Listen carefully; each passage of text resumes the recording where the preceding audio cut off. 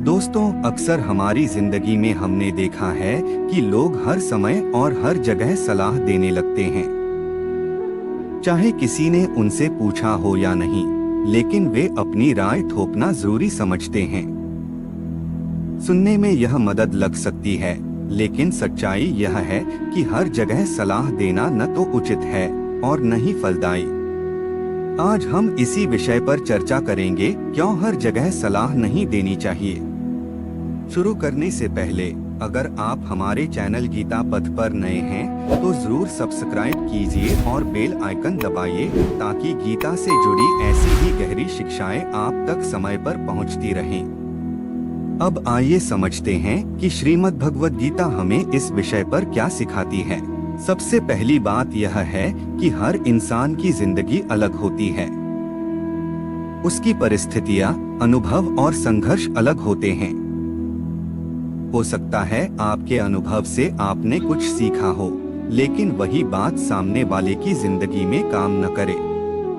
जब हम अपनी सोच उस पर थोपने लगते हैं तो उसे लगता है कि हम उसकी भावनाओं को समझ नहीं पा रहे। महाभारत का वह दृश्य याद कीजिए जब अर्जुन युद्ध भूमि में खड़ा है। उसका मन संशय, मोह और करुणा से भर गया है। वह अपना धनुष नीचे रख देता है और श्री कृष्ण से कहता है, कार्पण्य दोषोपहत स्वभावः पृच्छामि त्वां धर्म सम्मूर्छेताः यच्छ्रेयः स्यान्निश्चितं ब्रूहि तन्मे शिष्यस्तेह शाधीमा त्वां प्रपन्नम्। अर्थात, हे कृष्ण, मेरा स्वभाव कायरता से दब गया है। मैं आपसे पूछता हूँ कि मेरे लिए क्या श्रेयस्कर है। अब मैं आपका शिष्य हूँ, कृपया मुझे शिक्षा दीजिए। यहाँ देखिए, श्री कृष्ण तब तक मौन रहते हैं जब तक अर्जुन स्वयं उन्हें शिष्य भाव से नहीं कहता। यही सबसे बड़ी शिक्षा है कि ज्ञान और सलाह तभी फलदायी होती है जब शिष्य उसे मांगता है। बिना मांगे दी गई सलाह व्यर्थ जाती है। दूसरी बात, सलाह देने और सुनने का समय बहुत मायने रखता है। जब व्यक्ति तैयार न हो और हम उस पर ज्ञान बरसाने लगें, तो उसकी मानसिक स्थिति और बिगड़ सकती है। जैसे कि कोई व्यक्ति दुखी है और चाहता है कि बस कोई उसे चुपचाप सुने, लेकिन हम तुरंत कहने लगते हैं, तुम्हें ऐसा करना चाहिए, रोने से कुछ नहीं होगा। ऐसे समय में हमारी सलाह उसे मदद नहीं करती, बल्कि और तकलीफ देती है। गीता हमें सिखाती है कि प्रत्येक जीव अपने अपने स्वभाव, गुण और कर्म से बंधा हुआ है। सदृशं चेष्टते स्वस्याः प्रकृतेर्ज्ञानवानपि प्रकृति यान्ति भूतानि निग्रह की करिष्यति। अर्थात, ज्ञानी पुरुष भी अपने स्वभाव के अनुसार ही आचरण करता है। फिर साधारण लोग तो निश्चित रूप से अपने स्वभाव के अनुसार ही चलते हैं। इसका अर्थ यह हुआ कि हमारी परिस्थिति और स्वभाव दूसरे से अलग हैं। इसलिए जो अनुभव हमें सही लगता है वह सामने वाले के जीवन में लागू हो ही जाए, यह जरूरी नहीं।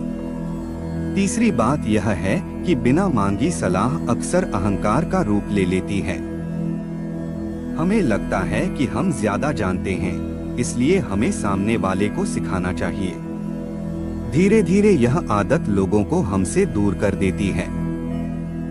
लोग हमें समझदार नहीं, बल्कि हस्तक्षेप करने वाला मानने लगते हैं।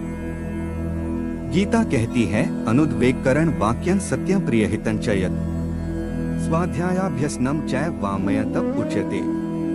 अर्थात, ऐसा वचन जो किसी को कष्ट न दे, जो सत्य हो, प्रिय और हितकर हो, वही वाणी का तप है।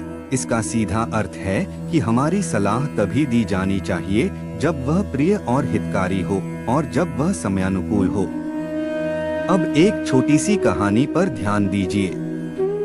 एक संत के पास रोज एक व्यक्ति आता और अपनी समस्याएं सुनाता। संत उसे धैर्य से सुनते, लेकिन कोई जवाब नहीं देते। कई दिन बाद उस व्यक्ति ने पूछा, गुरुदेव, आप मेरी बात तो सुनते हैं, पर कोई सलाह क्यों नहीं देते? संत मुस्कुराए और बोले, जब तक तुम्हारा मन खाली पात्र की तरह तैयार नहीं होता, तब तक अमृत भी उसमें टिकता नहीं है। सलाह तभी असर करती है जब मन उसे ग्रहण करने की स्थिति में हो।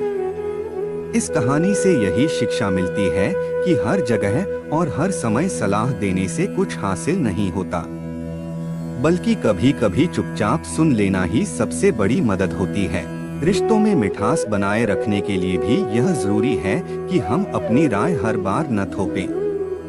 अगर हम हर विषय पर बोलेंगे तो सामने वाला हमें सुनना बंद कर देगा, लेकिन अगर हम सही समय पर, सही भावना से और केवल तब सलाह देंगे जब सामने वाला तैयार हो, तो हमारी बात उसके दिल तक पहुंचेगी।